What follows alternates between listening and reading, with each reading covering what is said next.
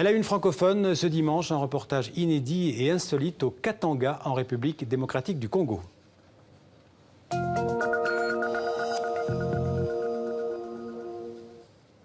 Le Katanga est une grande province du sud-est de la RDC, une province au sous-sol extrêmement riche.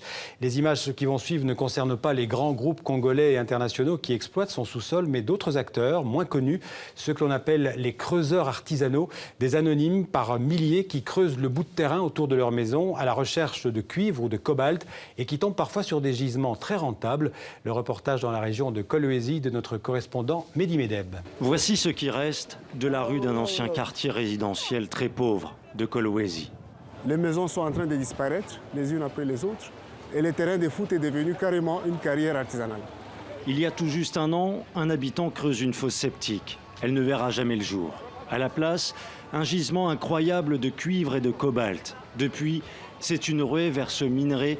Des milliers de personnes affluent, des fortunes se font du jour au lendemain.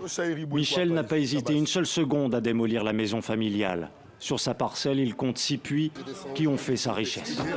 Ça fait beaucoup d'argent.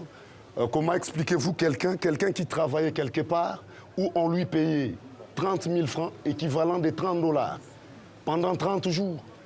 Et il s'est fait que dans sa parcelle, il trouve des milliers, 300 000 $. Est-ce qu'il peut laisser ça? Ici, chez moi, au moins 600 000, 700 000. Et je continue à produire. 600 000 $? Ouais. Le propriétaire et ses creuseurs font moitié-moitié sur les gains. Des mineurs qui prennent tous les risques sans aucune sécurité.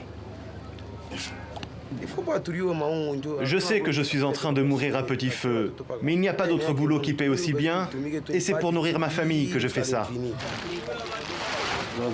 Descendre à la mine n'est pas sans risque.